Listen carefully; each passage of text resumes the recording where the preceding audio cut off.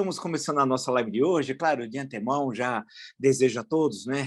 Precisamos, e como precisamos, de um 2022 muito, mas muito melhor do que de 2021, que foi um ano para ser esquecido, ano terrível, né?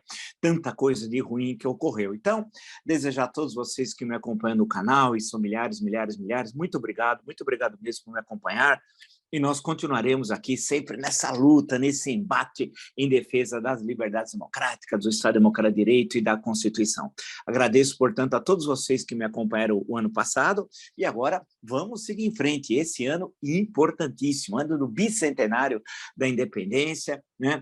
O ano das eleições presidenciais para as 27 unidades da federação, para o governo das 27 unidades da federação, para o Congresso Nacional, toda a Câmara dos Deputados, um terço do Senado e para todas as assembleias legislativas. Ano importantíssimo para a gente decidir para onde nós vamos, né? Qual é o caminho que o Brasil vai seguir. Então, sempre com muito ânimo, muita disposição, muita crítica, mas análise crítica, mas propositiva, nós continuaremos aqui nesse canal, nesse encontro com vocês, defendendo, como eu sempre, nunca largo dela aqui, da Constituição de 1988. Então, muito obrigado por tudo que vocês fizeram o ano passado, e agora vamos seguir em frente aqui nesse ano. E, claro, já lembrando a vocês, que para ser membro apoiador do canal é muito fácil, basta você clicar, entre no canal Marco Antônio Villa, canal no YouTube, você entra no meu canal, você tem dois meios de ser, duas formas de ser membro apoiador. É muito simples, né? E é muito importante para apoiar o jornalismo independente, de qualidade, plural e democrático, que é essencial nesse ano que nós, especialmente nesse ano de 2022. Tem duas formas, você entra no computador e nem 2 minutos você resolve. É muito fácil ser membro apoiador e agradeço muito a todos vocês. Lembro também que no Twitter vocês podem me seguir pelo Vila Marco Villa e no Instagram pelo @Marco Antônio Villa Oficial, né? Vendo tudo, eu acho que o que interessa hoje, no primeiro dia do ano, é fazermos uma reflexão histórica. Eu acho que a questão fundamental é essa, ou seja, Jair Bolsonaro foi o pior presidente da história republicana brasileira, sem tirar nem pôr. Nós tivemos muitos problemas ao longo da história republicana, desde o 15 de novembro, daquela sexta-feira, do 15 de novembro de 1889. Muitos, mas nada o que nós passamos nos últimos 3 anos. É inacreditável, é que é uma somatória de crimes de responsabilidade, de crimes de lesa humanidade, de crimes de traição nacional, feita por Jair Bolsonaro, num número fabuloso de crimes cometidos e que não teve, por inúmeras razões, a resposta devida das instituições. Em alguns momentos, ele foi brecado quando ele estava avançando para atacar as instituições, e tantas vezes fez, especialmente no triênio, mas especialmente em 2021. E aí teve a resposta por parte do Supremo Tribunal Federal, que foi indispensável, com todos os defeitos que nós sabemos que tem isso, tem aquilo, mas não interessa. No cerne da questão, que era manter a democracia, manter a Constituição, impedir a ditadura, o Supremo foi fundamental, barrando a tentativa golpista, que o ápice dela, como é de conhecimento de todos, e que você que me acompanha no meu canal viu, foi justamente no dia 7 de setembro, nas manifestações de Brasília, e à tarde aqui em São Paulo, quando ele chama, inclusive, o ministro da Suprema Corte, ministro Alexandre de Moraes, de canalha, e diz que ia descumprir as decisões judiciais do juiz, né? E a gente sabe depois todas as consequências. Então, nesse sentido, e vendo tudo que ele fez na pandemia, puxa vida, né? Recordar como ele conspirou contra a saúde pública, querendo a sua morte, a minha morte, a nossa morte, passou o ano inteiro, a questão das vacinas, das aglomerações, a questão da utilização de máscaras, e mais no final do ano, e que vai se estender ainda especialmente nesse primeiro trimestre de 2022, a questão da vacinação das crianças. Quer dizer, é algo terrível tudo, algo que nunca ocorreu na história brasileira, num país que teve sempre tradição de vacina como o Brasil, né? A tradição, quantas vezes todas as famílias têm a sua carteirinha de vacinação e vai colocando os adesivos, marcando quando teve a vacinação. Nós nunca tivemos esse problema, nunca.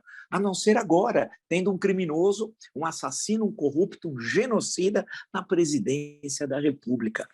E a questão que se coloca, só pelo que ele fez, e só com todas as aspas do mundo, o que ele fez na pandemia, já o qualificaria, sem nenhuma exagero, como o pior presidente da história. E vamos recordar rapidamente, nós não tivemos, é verdade, uma grande república, né? Como outros também não tiveram, mas vamos falar da nossa, né? Nós tivemos uma república que nasce por um golpe de Estado militar, naquela sexta-feira de 1889. A partir dali, temos Deodoro da Fonseca, que não era alguém apto para o exercício de funções políticas, era um militar de respeito, que passou toda a Guerra do Paraguai lá, sua família lá, ele perdeu 3 irmãos na Guerra do Paraguai, então nós estamos falando de alguém comprometido com a defesa do interesse nacional, que é bom lembrar, não custa recordar que o Paraguai começa a guerra invadindo o Brasil, invade o Mato Grosso, invade o Rio Grande do Sul e apresa um navio brasileiro que estava passando por Assunção em direção ao Mato Grosso. Tal. Bem, o Deodoro da Fonseca, a política não era com ele, né? E o primeiro ministério do governo provisório é um bom ministério, você tem figuras de respeito, o Campos Salles, o Rui Barbosa, por exemplo, só para falar de 2, mas logo aquilo começa os primeiros choques com o governo Deodoro, e aí ele forma um novo ministério, vem a eleição para a Assembleia Constituinte, que vai originar a Constituição de 1891, e, de acordo com a carta, a primeira eleição seria indireta, feita pelo parlamento, e assim foi que ocorreu. E ele que foi candidato contra o Prudente de Moraes, né? Que tinha sido presidente da Assembleia Constituinte. Venceu, e para vice a eleição era separada. O Van der Kolk, que era o seu candidato, acaba perdendo para o Floriano Peixoto. Né? O Floriano Peixoto acaba vencendo e eleito vice-presidente da República. Tá? E o Floriano Peixoto, entre os 4 que foram votados, ele, Prudente de Moraes, Deodoro e Van der Kolk, foi o mais votado. Tal. E claro que o Deodoro já não gostou disso. E começa um governo tendo atritos com o Congresso Nacional. Isso nós estamos em 1891. Não vou contar toda a história da República, podem ficar absolutamente tranquilos. Isso vocês encontram no meu livro Um País Chamado Brasil. Né? O que ocorre, portanto, é que essas contradições vai dar num golpe de Estado em novembro, quando ele fecha o Congresso, que é reaberto 20 dias depois, num contragolpe liderado pela Marinha. Ele renuncia à presidência e o Floriano Peixoto assume e governa até 15 de novembro de 1894. O governo Deodoro teve acusações em relação ao encilhamento, acusações de favorecer os banqueiros do encilhamento, né? Muitas. Aí, se você mexe nos jornais, o levantamento de época, nos debates parlamentares, você vai encontrar casos pavorosos. O seu sobrinho teria falsificado as atas do governo provisório e por aí vai. Mas o que interessa, caiu Deodoro, vem o Floriano, aí tem a revolta da Armada, a Revolução Federalista, um momento de tensão, capital bombardeada, Rio de Janeiro, uma tensão tenebrosa em Paraná, Santa Catarina e Rio Grande do Sul, crimes de guerra e por aí vai. Aí vem o primeiro presidente civil, Prudente de Moraes, numa eleição com pequena participação popular, que não teve nem eleição nos 3 estados do Sul, devido à Revolução Federalista. O Prudente, chamado pelos florianistas de Prudente demais, tenta pôr um pouco ordem na casa numa situação bem complexa, mas ainda muito difícil. Vídeo, os episódios de tentativa de golpe contra Prudente, tentativa de assassinato, inclusive, a 5 de novembro de 1897, e todos os episódios, não vou entrar agora aqui, de Canudos, que não tem a ver com o contexto nacional, é muito mais uma questão da esfera local, regional da Bahia, mas que marca o período dele, que é a Guerra de Canudos, que minha tese de doutorado, Canudos, o povo da terra, justamente trata disso, mas só para lembrar que eu não vou entrar nessa questão, que é um momento, portanto, muita atenção o governo Prudente. Né, mas é alguém, um republicano, dentro daquela ideia lá de 1873, da Convenção de Itu, um republicano da propaganda. Sucedido por Campos Salles, outro republicano da propaganda, também paulista, e que tenta colocar ordem nas finanças. É muito difícil o seu quadriênio, com Joaquim Murtinho sendo ministro da Fazenda, aí tem muita discussão, a questão de diminuir a circulação monetária, a imposição de novos impostos, ele é chamado de Campos Selos, e por aí vai, Aí vem o Rodrigues Alves, já um momento já de relativa à República dos Conselheiros, relativa à consolidação da República, mesmo assim a tentativa de golpe de Estado, a revolta da vacina, mas você não pode considerar todos esses que eu falei, já estou no quinto, presidente, alguém que tenha sido completado, desviado dinheiro público, conspirado contra a nação, nada disso, nada disso. Você tem análise, discordâncias, na época, políticas ideológicas, hoje historiográficas, sobre esses 5 governos, e depois sucedido por um outro conselheiro do Império, Afonso Pena, né? E o mesmo se aplica sobre ele, que não chega a concluir o mandato, porque falece em 1909, assume Nilo Peçanha, negro, viu? É bom lembrar, né? Porque daqui a pouco vão dizer que nunca teve presidente negro, como falam que Joaquim Barbosa foi o primeiro-ministro do Supremo Tribunal Federal negro. Não, Pedro Lessa era negro, né? Muito antes. Né? E não, só para lembrar que é um absoluto desconhecimento da história do Brasil. Daí que sempre recomendo o meu mais recente livro, Um País Chamado Brasil. O Nilo Peçanha conclui o mandato de Afonso Pena e vem o Hermes da Fonseca, né? Sobrinho do Marechal, que já tinha falecido, né, há muito tempo, o Deodoro da Fonseca. O Hermes da Fonseca, então, há uma campanha presidencial muito tensa, chamada a campanha civilista do Rui Barbosa, que acaba sendo derrotado, mas ali você pode discordar do Hermes de um monte de coisas, né, mas também não envolve questões como fez o Bolsonaro. Vem o Venceslau Braz, de todos esses, provavelmente tenha sido pior. O Hermes deixou muito a desejar, mas o Venceslau Braz foi pior. Né? Pega o período da seca de 1915, que tem um clássico, Raquel de Queiroz, ou 15, um dos clássicos indispensáveis. Se você quiser conhecer a literatura brasileira, tem de ler o 15 de Raquel de Queiroz, certo? Isso está no meu livro, Vida e Morte no Sertão, a História das Secas do Nordeste, séculos XIX e XX, que é um livro que está esgotado, teve várias edições. Um dia eu faço uma edição revista empleada, um dia não sei quando. Mas aí é um governo confuso, tem a Primeira Guerra Mundial, né? É um governo, o Venceslau não tinha um perfil de presidente da República mesmo, muitos criticavam ele, era um homem considerado por alguns indeciso, e por aí vai, por aí vai. Então, tenha sido desses todos, até esse momento, o pior. Aí vem a sucessão, eleito Rodrigues Alves, foi o único presidente eleito 2 vezes na primeira república, só que ele não estava posse, já estava seriamente doente, não foi por causa da gripe espanhola, mas estava seriamente doente, porque vai ter a gripe espanhola, né, no final do ano. E no começo de 19, e ele acaba não tomando posse, toma o vice, e aí a Constituição era muito clara em situações como essa, era necessário convocar novas eleições, que assim foi feito. O Delfim Moreira tinha uma série de problemas, até de perturbação mental, como se falava à época, né? Mas independente disso, tinha que ter novas eleições. E o Epitácio Pessoa eleito presidente do Brasil. Nem no Brasil estavam em Versalhes, na Conferência de Versalhes, que nos tratados, e o Brasil era um dos signatários dos tratados de Versalhes, né? Participou da Primeira Guerra Mundial, como é sabido, ao lado dos aliados. Bem, o Epitácio Pessoa tem muitos defeitos, era chamada Patativa do Norte, né? Falava para diabo, tal, papapá, escrevia bem, registre-se, e as eleições são marcadas pela fraude, mas ninguém pode falar que ele, de alguma forma, tenha conspirado contra as instituições, pregado golpe de Estado, atacado de forma vil seus adversários, ligado ao crime organizado, tudo isso como o Bolsonaro é. Né? Então, não é isso. O Epitácio Pessoa termina seu governo em 22, aí já numa situação complicada, porque a década de 20 é marcada pelas rebeliões tenentistas, né? Aí vem a questão de se colocar estado de sítio, o Arthur Bernardes eleito, governa sob o estado de sítio, tem a rebelião de 24, começa aqui em São Paulo, o segundo 5 de julho, né, aqui em São Paulo, vem a coluna Prestes do Sul, aí temos aí depois a formação da coluna Prestes ali no Paraná, aí sobe, percorre o Brasil inteiro até início de 1927, quando adentra a Bolívia. O governo Arthur Bernardes é marcado por muita tensão política, críticas, há uma reforma constitucional, etc, etc. E depois vem a eleição do Washington Luiz, fluminense, não era paulista, mas fez toda a carreira política em São Paulo, tinha sido prefeito da capital, governador de São Paulo e depois presidente da República, né? E tenta fazer um governo um pouco mais aberto, chama do Rio Grande do Sul seu ministro da Fazenda, quem? Getúlio Vargas, como seu ministro da Fazenda.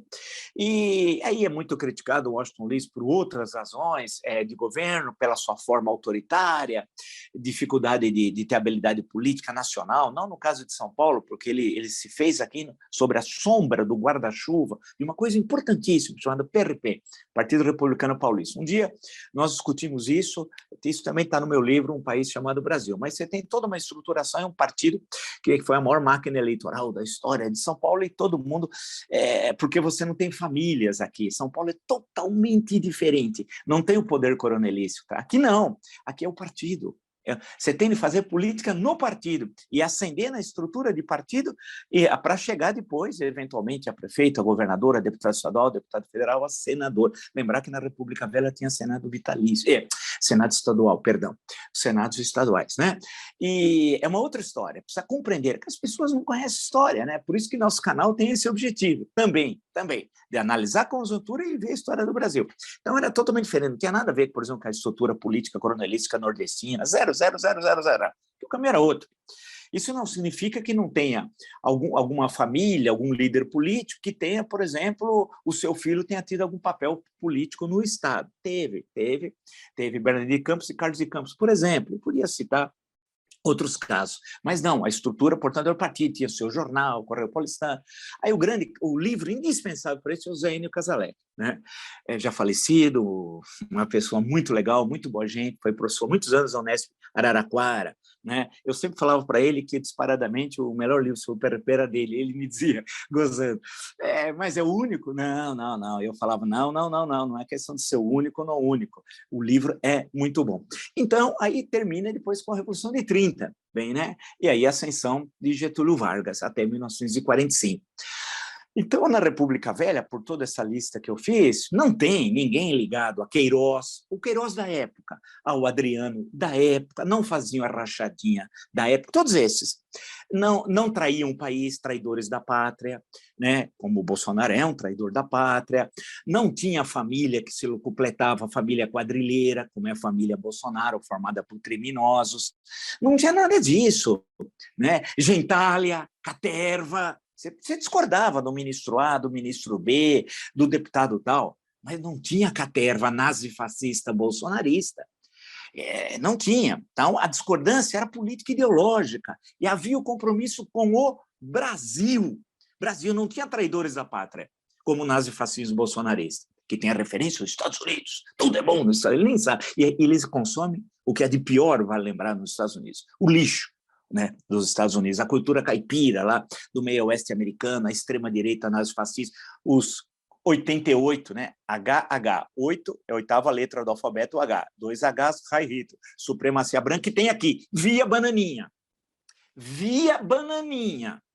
Aí passamos os 15 anos de governo Vargas, fase 30-34, governo provisório, 34-37, governo constitucional, entre aspas, que na prática é suspensa as garantias constitucionais, grande parte delas em novembro de 35, 10 de novembro de 37, golpe de Estado Novo, 45, 29 de outubro, cai Getúlio.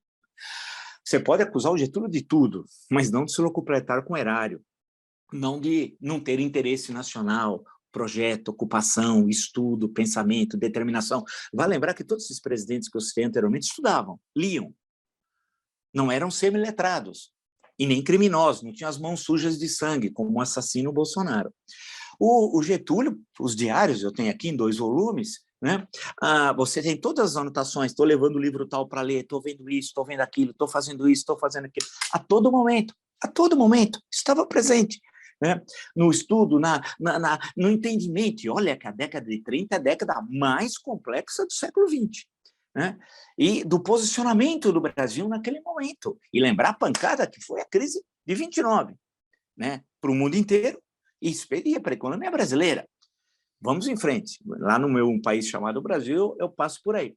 Aí vem a redemocratização. Então, nós temos Dutra, Getúlio, depois conclui Café Filho, né, o mandato, Juscelino Kubitschek, Jânio Quadros e João Goulart. Você pode também criticá-los todos esses de tudo que é forma, todas. Não tem problema no campo político e ideológico, nas alianças políticas, em falhas, acertos, não interessa. Agora, ninguém tinha Queiroz, não tinha Michek, não tinha Queiroz, não tinha Adriano, não tinha Bananinha, Não tinha supostos pastores, que não são pastores, são vendilhões do templo, determinando ministros do Supremo Tribunal Federal, não tinha ninguém fazendo rachadinha, se locupletando, e não tinha traidores da pátria. Tudo que tem no governo Bolsonaro. Aí você passa os 5 presidentes militares, Castelo Branco, Costa e Silva, Médici, Geisel, Figueiredo. E aí é muito interessante. Eu estudei esse período, tem o curso, vocês podem acompanhar. Eu sempre entrando na plataforma de curso, www.cursodovila.com.br, tem o curso sobre a ditadura. E tem um livro também, né, sobre a ditadura, a democracia golpeada da esquerda e da direita. Tem um livro sobre o governo João Goulart, Jango, um perfil. Em suma, quando eu conheço, portanto, desculpe dizer, mas eu conheço muito bem esse período. Aí você tem um projeto nacional, para o bem ou para o mal, a ideia do Brasil potência, do milagre econômico, da inserção do Brasil no mundo, em certo momento, uma política externa, especialmente nos governos Geisel e Figueiredo, que vai ser muito importante, o pragmatismo responsável do Azeredo da Silveira, né? Tudo isso é super importante naquele momento da história do Brasil ter a sua posição. O Brasil não estava como auxiliar a gente, uma marionete dos Estados Unidos, não. Tanto que fez o acordo nuclear com a Alemanha Ocidental, estou me referindo ao governo Geisel. Depois tem o reconhecimento diplomático da República Popular da China, o reconhecimento do governo de Angola, que naquela época o MPLA, o Movimento pelo Popular, o Movimento pela Libertação de Angola, Agostinho Neto, dominava naquele momento somente Luanda, né? E o Brasil reconhece o governo Angola, etc, etc, etc, etc. Né? Então, você tinha uma concepção, né, de projeto, havia um projeto, além de planos e planejamento da economia, sabia isso que queria, para o bem ou para o mal. Não tinha Queiroz, não tinha rachadinha, não tinha oficiais militares traidores da pátria, os capachos verde-oliva que hoje estão no Palácio do Planalto. Não tinha, não tinha. Você podia discordar de tudo deles. Agora, capachos, você não tinha. Você não tinha rachadinha. Você não tinha ORCRIM, Organização Criminosa, abreviação. Né? Não tinha. Isso só para... Não tinha relação com criminosos, com crime organizado. Você pode criticá-los de todas as formas, e não faltam críticas, mas essas não. Não tinha micheque. E não tinha pastores, supostos pastores, vendilhões do templo, determinando quem devia ser juiz da Suprema Corte. E lembrar que Geisel é um luterano. O Brasil esqueceu, mas aqui nós não esquecemos, é um luterano. É um luterano. Né? Alguém vai dizer assim, quer dizer que todos os presidentes foram católicos? Não, poderia contar toda a história das religiões dos presidentes da República Brasileira, mas eu estou me referindo ao Geisel, luterano. Então, a questão que eu estou acentuando aqui é sempre para mostrar as diferenças. Aí você adentra o período pós-85. Sarney, pela ordem, né? José Sarney, Fernando Collor, Itamar Franco, depois vem Fernando Henrique Cardoso, e aí vem Lula, Dilma e, mais recentemente, Temer. Portanto, um número grande, 7, 8 presidentes. Aí você pode olhar, você pode falar assim, mas o que nós temos, o que tivemos no triênio Bolsonaro, tivemos em alguns desses governos? Não, tivemos muitos problemas, muitos. E eu escrevi sobre isso. Eu me posicionei, inclusive, no calor da hora. Basta ler A Década Perdida, 10 anos de PT no poder, o meu livro sobre o mensalão, né? Sobre a eleição de 2014, isso só para listar alguma coisa. Isso também, e tudo que eu falei, tem dezenas de artigos que eu escrevi nos jornais, participação em debates. Então, vocês sabem qual era o meu pensamento, que continua o mesmo, sem nenhuma alteração. Mas essa ação da barbárie, como nós vimos como Bolsonaro fez, não há nenhum paralelo na história do Brasil. Nenhum paralelo.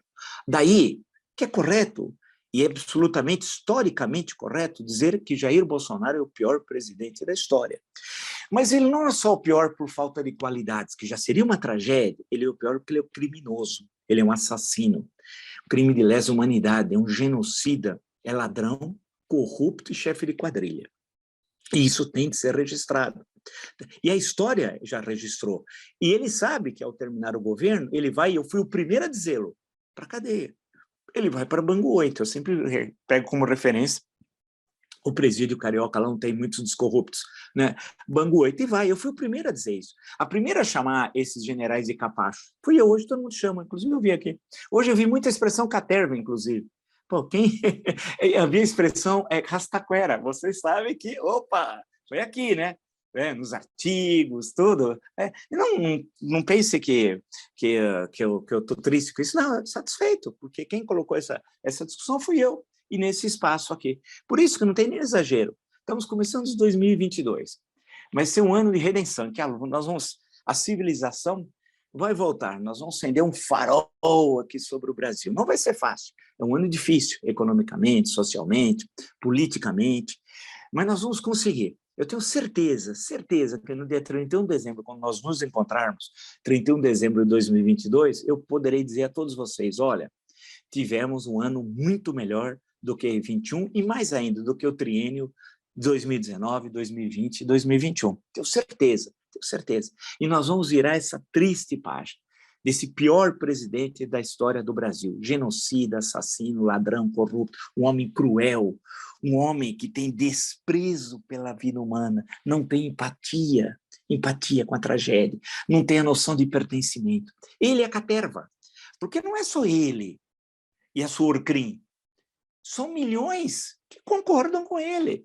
E uma fração da elite, em uma parte que eu chamo de elite rastaquera, que não é toda elite, entenda-se, da elite rastaquera que acha que tudo isso é correto, é o lixo da sociedade brasileira. Mas nós vamos virar essa página e vamos construir, tenho certeza mesmo, um outro Brasil, né?